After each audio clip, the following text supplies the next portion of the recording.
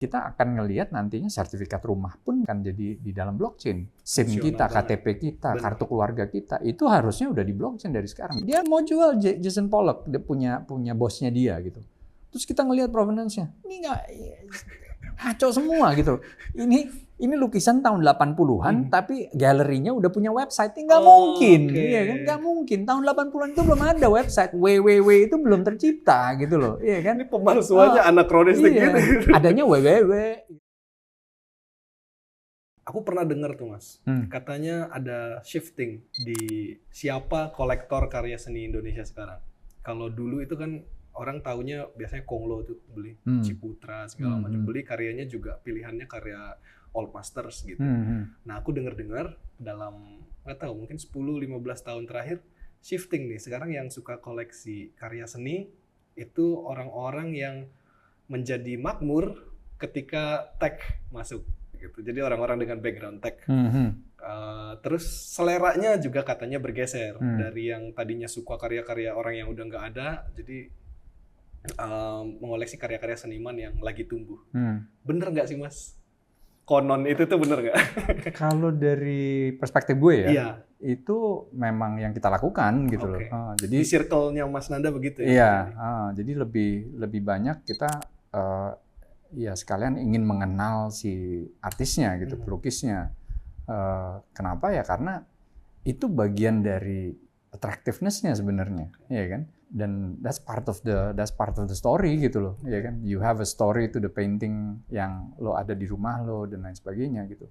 Kalau dibilang ya kapan kita bisa mulai koleksi art, sebenarnya it doesn't have to be when you udah punya duit banyak dan lain sebagainya. Banyak kok artis-artis muda yang relatively jual lukisannya mereka yang masih reasonable sekali gitu loh. Perlu ya punya kan? Uang tapi nggak harus kaya-kaya banget. Dan itu ya balik lagi ya niat kita aja gitu ya. Kalau gue ngelihatnya memang ini nih mungkin paradigmanya agak berubah, tapi balik lagi kepada niat sebenarnya. Ya kan? Kalau kita niatnya memang the art, you look at the beauty of the art is not as an investment value, ya kan? Dan you like the story, you like the emotion, the feeling dari art tersebut gitu loh. It doesn't have to be expensive, nggak harus mahal gitu, ya kan? Kenapa harus mahal? Gitu. Ya kan? Banyak kok kayak di Singapura itu ada satu art exhibition yang namanya Affordable Art Fair.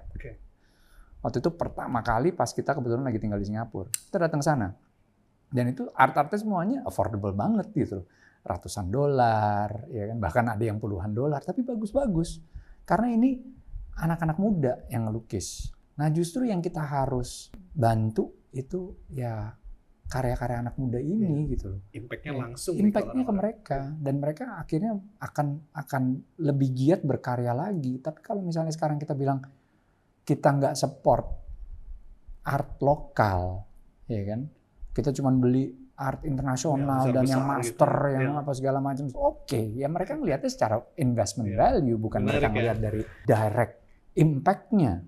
Ya kan? Pertanyaan, ya niatnya apa niatnya gitu? Apa? Ya kan? Kayak kita mau melakukan apapun ya kita harus ada niatnya. Niatnya apa? Niatnya baik apa niatnya jelek gitu loh. Ya kan? Memang harus mahal kalau niatnya cuci uang ya. Betul. Gue nggak berani ngomong banyak karena mungkin nanti banyak yang tersinggung di situ kan, teman-teman gue juga gitu kan. Tapi ya memang ya ada teman gue yang memang seneng dengan karya-karya yang klasik ya kan. Tapi dia juga belinya juga banyak di luar negeri, tapi di tempat-tempat art gallery yang murah-murah gitu. Bukan barang mahal, tapi memang it's the beauty of it gitu. Karena pengen nikmatin. Tapi kalau misalnya dibilang, oh kalau udah punya uang karena dunia teknologi atau karena apa segala macam, ya itu ada kemungkinan pasti, ya kan. Orang itu baru bisa ibaratnya enjoying their money gitu ya. Ya ada orang yang traveling, ada orang yang beli koleksi mobil, ada orang yang koleksi motor, ada yang orang yang senang beli lukisan-lukisan. Ya macam-macam, ya kan. Ada orang yang seneng cuman beli barang mewah aja, terus flexing di internet juga banyak kan. Nah, Tapi itu kan part of dari enjoyment-nya mereka, dari uang yang dia hasilkan. Kalau uangnya halal ya. Kalau uangnya haram ya beda lagi gitu kan. That's a completely different story gitu. Tapi kalau buat gue, it doesn't need to be, anybody could buy a piece of art. Ya kan? Dan sekarang pun akses terhadap art itu karena ada ibaratnya resurgence dari the young artistic mind di Indonesia sekarang, dan sangat disupport dengan ya teman-teman kayak ya Tom Tandio, Natasha Siddhartha dan lain sebagainya. Itu mereka sangat they are the art patron of Indonesia gitu ya. Nah, mereka sangat membantu artis-artis lokal Indonesia gitu, art jok juga dan lain sebagainya. Itu buat gue tuh it's a beautiful movement gitu loh. It's something yang gue inget itu, that's what Tasha wanted to do back in kuliah gitu. Karena gue kuliah bareng sama dia gitu kan. Nah, jadi dia cerita apa segala macam. Wow, okay. You know, that's, dan gue nggak tahu pada saat itu memang is there an art scene di Indonesia yang se-vibrant itu. Pada saat itu emang nggak ada. You know, they're the one that created it gitu loh. Iya kan? Kalau lihat sekarang kan, waduh, meriah banget ya. Luar biasa. Dan menarik, ada pergeseran mindset juga di seniman-senimannya. Kalau yang zaman dulu mungkin berpikir setelah ngelukis, aduh mau jual ke siapa nih patronnya. Tapi kayaknya kalau ngelihat seniman-seniman sekarang tuh, ya udah dia bikin jadi pernak-pernik, jadi gantungan kunci lah, jadi apa, dijual murah ke customer langsung. Merchandising-nya ya ada banget. Alip John bikin small paintings gitu ya, berapa banyak yang dia sangat affordable gitu. Affordable itu kan, di stencil apa segala macam gitu. Ya, it is a point of pride to own a piece of art, ya kan. Apalagi if it's something yang kalau buat gue yang meaningful. Meaningful bagi kita sebagai ownernya gitu ya. It has a story that is related to it gitu, ya kan. Ya kayak kita beli di tulisan, ya kan, Melisa apa segala macam. Karena kita kenal sama Melisa, kita kenal sama ibunya gitu loh. Kita nongkrong di rumah ibunya Melisa gitu loh. Dan ya kapan aja kalau misalnya kita mau minta tanda tangan dia ya bisa gitu kan. Ya, tapi karena kita mempunyai kedekatan itu gitu loh. Ya kayak keponakan gue juga. Gue tahu struggle-nya dia sebagai artis gitu. Dia first show-nya dia waktu itu tahun lalu gitu ya. Sekarang itu orang udah owners of cafes dan lain sebagainya sangat membuka diri gitu loh untuk ada exhibition, small exhibition di kafenya mereka apa segala macam. Kayak ini ya, Get Back Parlor gitu. Ya itu waktu itu kalau nggak salah di tempatnya si Timo tuh, Little League kan. Ya, di situ pun juga dia ada showing art juga kan yang bisa dijual juga gitu loh. Jadi cafe plus art gallery gitu ya. Dan itu sangat membuka opportunity sebenarnya buat artis-artis yang muda, walaupun juga yang udah senior yang dulunya tidak bisa atau kurang menghasilkan, ya kan? Sekarang opsinya lebih banyak gitu loh, ya kan? Apalagi dengan adanya dunia digital art, ya kan, NFT, ya kan, dengan blockchain dan smart contract. Nah itu juga membuka opportunity banyak sebenarnya buat para artis dan para pelukis menurut gue. Nah ini karena Mas Nanda nyinggung soal blockchain ya, aku jadi inget nih dalam nih pertanyaannya nih kayaknya. Di artopologi kan ada ini nih, yang certificate of authenticity-nya ya, provenance-nya. Ya, itu di blockchain ya? Ya, betul. Nah, aku penasaran nih Mas, sebagai orang yang awam blockchain gitu, kayak bedanya apa? Keunggulannya apa tuh dibanding yang mungkin COA-nya fisik gitu. Kalau di blockchain kenapa gitu? Kenapa itu menjadi sebuah value tambahan? Kalau gue, karena gue paham dengan teknologi itu dan mungkin juga gue mempunyai respect khusus ya pada teknologi blockchain. Kalau kita membeli sebuah lukisan, biasanya kita mendapatkan sebuah certificate of authenticity atau yang dibilangnya provenance-nya. Apakah itu sebuah sertifikat, semacam kayak diploma gitu, atau surat atau segala macam gitu ya. Itu bisa hilang. Benar. Ya kan? STNK kita, SIM kita aja bisa hilang, ya kan? BPKB aja bisa hilang, ya kan? Gimana surat provenance buat lukisan gitu. Jadi dengan adanya teknologi blockchain ini, dan provenance-nya itu dimasukkan ke dalam sebuah smart contract, dan itu bisa dilihat di wallet gitu ya, sebagai bentuknya semacam kayak NFT, non-fungible token, itu nggak bisa kemana-mana. Kita punya fisiknya, tapi kita juga punya bukti digitalnya bahwa ini otentik, kita yang punya. Barang ini kita yang punya. Linkage-nya itu dengan physical, real world asset plus digital assetnya itu link. Jadi ini nggak bisa kemana-mana nih bro. Mau HP lo hilang, ya kan? Mau internetnya Indonesia mati, ini masih tetap ada. Dan nggak bisa dipalsukan. Nggak bisa dipalsukan, gitu loh. Ya kan? Karena it's a non-fungible token, ya kan? NFT bentuknya, ya kan? Which is basisnya di bawahnya adalah smart contract. Smart contract ada di dalam dunia blockchain, gitu loh. Sistem semua blockchain. Bisa dibaca, semua transparan. Semuanya transparan. Dan jadi buat gue kalau misalnya ada art yang sekarang provenance-nya itu bentuknya NFT secara digital, oh iya, sangat welcome dan sangat bagus sebenarnya, ya kan? And it's not a gimmick. Ya kita akan ngelihat nantinya sertifikat rumah pun juga akan jadi di dalam blockchain, gitu kan? SIM kita, KTP kita, kartu keluarga kita itu harusnya udah di blockchain dari sekarang, dan itu teman kita juga yang lagi menggodok itu sekarang ke arah sana gitu loh, ya kan? Menarik nih ya. Jadi nggak ada lagi tuh KTP kita dipakai buat orang nggak ada pinjol gitu-gitu. Dan nanti kalau misalnya kita kirim KTP-nya kita gitu, ya kan? Misalnya kita lagi mau pergi ke Bali, terus lo yang booking tiket lo sama bini lo gitu, terus misalnya lo lagi dapat rezeki lo traktir gue gitu, ya kan?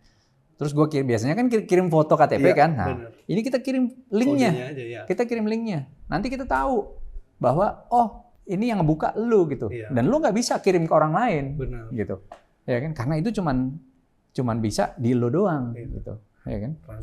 Transparansinya jelas gitu. Kalau kita kan sekarang kalau misalnya kirim KTP, entah siapa-siapa, siapa nggak tahu, iya kan? Jadi juga kadang-kadang gampang banget ya kita sharing. Kok bisa foto KTP kita berakhir di itu very personal information loh, iya kan? Sangat berbahaya, ya kan? Dan bisa dipakai kalau misalnya orangnya iseng, orangnya jahat gitu kan, bisa dipakai kemana-mana. Dan itu kalau kita udah digitize itu semua, ya kan? Nah itu akan ya insya Allah akan lebih aman lah buat para konsumen. Nah ini juga sebagai kolektor lebih safe juga gitu loh. Gimana orang mau palsuin? Karena pada saat itu diciptakan sama artopologi atau diciptakan sama pelukisnya, si NFT sertifikatnya itu berbentuk NFT. Pada saat kita beli itu kan ditransfer ownership-nya, dan itu ada ke-track. Oh tadinya ini bener nih, ini yang nyiptain nih si pelukisnya, pelukisnya nih yang nyiptain, ya kan? Bener nih asli ini dia gitu loh. Jadi kita tahu ini bukan sertifikat provenance itu tuh bisa dipalsuin. Dan banyak kasus-kasus di luar negeri itu yang wah lukisannya dibilangnya wah it's the lost Da Vinci apa segala macam, padahal forgery gitu kan, yang ditemuin di some barn di Prancis gitu ya, tapi nggak ada provenance-nya gitu kan. Dan kemarin juga gue ada temen yang mau ngejual bukan Damien Hirst, Jason Pollock, ya kan, dia mau jual Jason Pollock, dia punya bosnya dia gitu. Terus kita ngelihat provenance-nya, ini nggak ngaco semua gitu. Ini lukisan tahun 80-an, tapi galerinya udah punya website. Nggak mungkin, iya kan? Nggak mungkin. Tahun 80-an itu belum ada website, www itu belum tercipta gitu loh, iya kan? Ini pemalsuannya anakronistik gitu. Adanya www gitu kan, bukan World Wide Web gitu, iya kan? Belum ada. Lucu lah. Iya. Tulisannya tahun 85, tapi udah ada websitenya, galerinya kan. Dan itu di kop suratnya kan lucu gitu. Terus yang dipalsuin Pollock lagi ya? Iya. Cipratan-cipratan. Iya. It's a near perfect Pollock gitu kalau dari fotonya gitu ya. Kalau gue samping-sampingin gitu, gue ngeliatin nama yang aslinya Pollock, Mirip lah ya. Mirip.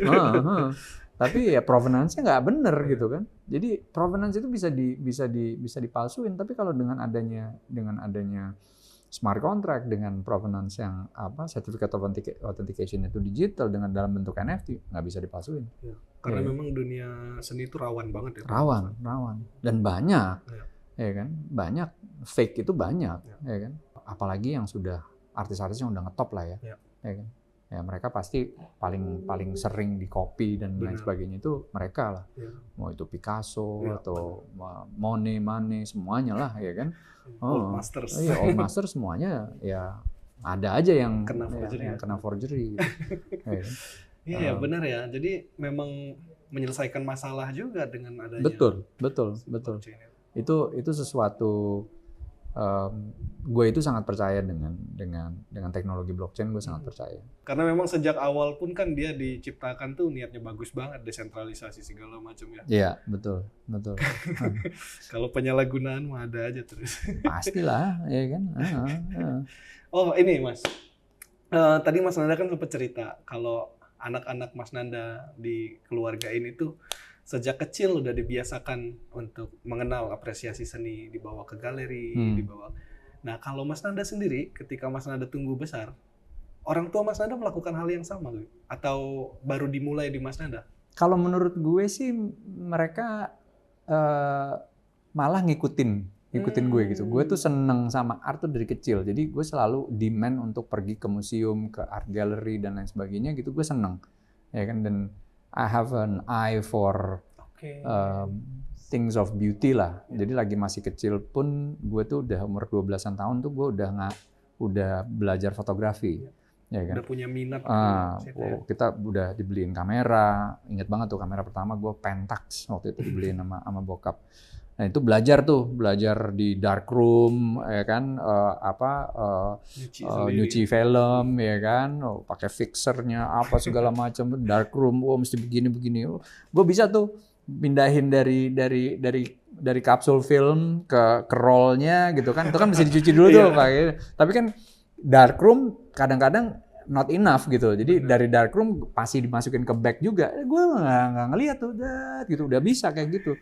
Seru banget ya, analog ya. Analog is the best, man. Tapi emang udah ngarah ke sana gitu. Jadi dan kebetulan juga istri juga sama kan. Istri juga kuliah memang desain grafis. Jadi kita dua-duanya ya, gue di dunia advertising, marketing, dan dia dia kuliahnya juga desain grafis. Dan kita teman-teman kita banyak yang memang artis, pelukis di lingkungan itu gitu. Jadi at the end of the day, it's part of the family DNA lah gitu ya.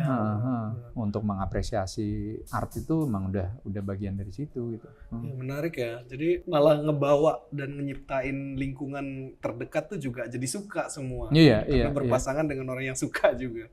Dan kebetulan jadinya ya kalau kayak keluarga dari ponakan-ponakan banyak yang memang very artistic. Ponakannya mana? Sasha ya kan, terus ya mereka juga ngelukis, ada yang nyanyi, ada yang main musik, ada yang DJ, ada very artistic gitu loh. Ya memang it's within the blood I suppose gitu kan. Jadi ya sebenarnya balik lagi pada apresiasi sih. Pernah nggak Mas Nanda ngerasa kayak ini kan minat terhadap seni gitu, ketertarikan terhadap seni ini in the blood gitu. Tapi pernah nggak merasa kayak apa harusnya aku jadi seniman ya gitu. Kenapa aku tidak menjadi seniman ya gitu. Itu pertanyaan yang udah sering gue tanyain diri gue sendiri sebenarnya. Kalau kayak gitu pengen, tadi gue juga cerita gitu ya, bahwa sekilas tadi gitu, bahwa the process of becoming, putting something into canvas, putting something into sculpture atau apa segala macam, itu proses itu tuh nggak mudah. Itu ada bagian dari otak kita itu yang memerlukan ekstra gitu loh. Nah, niat ada, pengen iya, nyoba pernah, sukses belum gitu loh. Jadi mungkin di satu saat apakah hati kita mesti tenang dulu atau hati kita mesti resah dulu, atau gua nggak tahu ya, ya kan. Different art itu kan, different artist approach-nya beda-beda gitu, ya kan. Tapi ketika momen itu datang, siap menyambutnya. Siap menyambut. Nah, kayak gue gambar gue bisa, ya kan. Dari dulu emang bisa gambar gitu. Terus nulis puisi, nyanyi, ya kan. Tapi ngelukis with acrylic on canvas itu belum pernah gue ini gitu. Tapi aku sering dengar sih seniman itu kalau ngomongin pergulatan mereka dengan kanvas dan akrilik itu memang kayak magis banget gitu dengerin. Iya. Karena gitu. it's very emotional ya kan. Itu sesuatu yang nggak mudah menurut gue gitu, ya kan. Mungkin karya-karya gue tuh lebih ke arah karya bisnis gitu loh, ya kan. Ya, jadi karena di advertising ya. Iya, jadi karya bisnis gitu, kayak ngebangun bisnis, ngebangun apa gitu. Mungkin itu yang jadi blank canvas gue gitu loh, ya kan. Dan I mean I've had some successes, alhamdulillah, tapi I have some failures as well gitu. Ya intinya memang kalau gue ya beda aliran lah, beda pemikiran gitu, ya kan. Tapi aku curiga deh kayaknya karena Mas Nanda memandang dunia dengan cara kayak gitu, dengan cara seorang seniman memandang dunia. Yang mana di dalam itu tuh biasanya seniman tuh punya obsesi yang kuat banget terhadap yang dia kerjakan. Aku jadi curiga nih Mas Nanda ngerjain bisnisnya, ngerjain apapun dengan obsesi yang kayak gitu juga. Iya, ada obsesi lah. Itu I'm quite obsessed with kalau balik kepada obsesi, kalau kita ngejalanin bisnis ya, kita bikin bisnis gitu atau ngejalanin bisnis. Kalau buat gue, there is a artistic process. Yep, ini menarik nih. In developing a business gitu ya, dan running a business juga gitu. Karena there is an art of relationship, there is an art of management, there is an art of finance. Ya banyak faktor yang bisa dibilang sebagai sebuah artistic endeavor gitu, ya kan. Dan kita ngelihat sebuah kesuksesan bisnis itu bukan sekedar bisnis itu bisa menghasilkan omset yang luar biasa, tapi juga bisa menghasilkan orang-orang yang nantinya bisa mensukseskan diri mereka sendiri gitu. Oke, impact-nya ke mereka gitu. Alhamdulillah banyak sekali teman-teman, kolega-kolega gitu ya, yang dulu kerja bareng sama kita, sekarang udah jadi bos-bos dan sukses masing-masing, punya kesuksesan sendiri. Itu buat gue dan partner-partner gue dari dulu itu sebuah kebanggaan loh, ya kan, bahwa mereka bisa sukses gitu karena mereka tumbuh besar bareng kita gitu dari awal gitu. Dan itu kan juga it's an artistic endeavor untuk bisa men-shape somebody. Benar. Ya kan, membantu mereka dalam journey-nya mereka untuk shaping their values, their thinking process, their critical thinking process, their logic, their heart, their mind, dan lain sebagainya gitu. Itu luar biasa sebenarnya. Pada akhirnya memang sama kayak seni ya, sama-sama menyentuh dan membentuk orang lain. Membentuk orang. Dan ya when we do it with heart, ya kan, bukan sekedar kita do it with logic aja gitu, ya kan. Ya kalau misalnya kita, ya balik lagi ya pada orang yang hanya memikirkan keuntungan gitu kan, tidak memikirkan. Jadi kalau gue dulu kita bilang bahwa sebenarnya satu perusahaan itu ya we're a family. Nah, gue tuh agak berat sebenarnya bilang bahwa mereka itu family gitu. They're more like a professional sports team. Iya, kan? itu lebih bagus. Lebih bagus, ya kan. You treat them like a family, tapi they are professional sports team karena ada strength-nya masing-masing dan gimana caranya kita bisa crafting mereka supaya kita dapat formula yang paling cocok untuk supaya mereka bisa sukses gitu. Benar. Aku punya pertanyaan satu lagi buat Mas Nanda. Tadi Mas Nanda bilang sejak kecil matanya Mas Nanda terbiasa lah menemukan keindahan di berbagai tempat. Nah, setelah menjadi orang dewasa, melihat dunia dengan segala macam wah gitu kan, how and where do you find beauty? Anyway,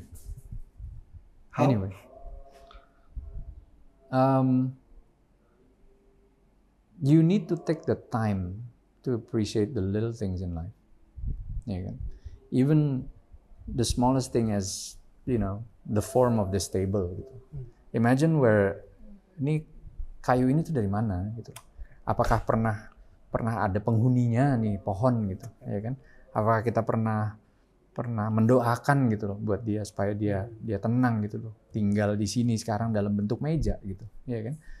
Or you look at patterns in carpet gitu, ya kan? Atau kita keluar kita ngelihat daun, ya kan? Beauty is everywhere. It's how you look at the world, ya kan? Karena banyak orang yang tidak mengappreciate, orang kurang bersyukur sebenarnya, ya kan? Intinya itu aja, orang tuh kurang bersyukur. Jadi selama kita mau, kita bakal nemuin tuh. Iya, pasti. You know, you find beauty in meeting you today, ya kan? Knowing you today, ya kan? Ketemu sama teman-teman yang lain gitu. Bisa berhadapan, bisa berbincang-bincang seperti ini, berdiskusi seperti ini. That's beauty, ya kan? Ya kalau misalnya ada orang yang lebay lu gitu, ya elu yang matanya kurang terbuka, elu yang hatinya kurang terbuka, elu yang tidak paham dengan diri lu sendiri gitu, ya kan? Jadi ada sisi itu yang memang cynical human itu pasti ada, nggak mungkin enggak gitu, yang nggak bisa ngelihat the beauty in things gitu, ya kan? Dan kadang-kadang di layer oleh ceritanya kepercayaan gitu, ya kan? Oh nggak boleh nih dengerin musik, oh nggak boleh punya lukisan gitu kan? Buat gue ya, how stupid are you gitu loh, ya kan? There's so much beauty in the world, and then you limit yourself gitu loh. Lo melimit diri sendiri. Memilih karena untuk memalingkan muka. Iya, gitu. iya. Ya itu yang mungkin kalau kita semua itu bisa appreciate the beauty in things, I think the world will be a better place. Ya, sepakat. Thank you Mas Anda. Thank you.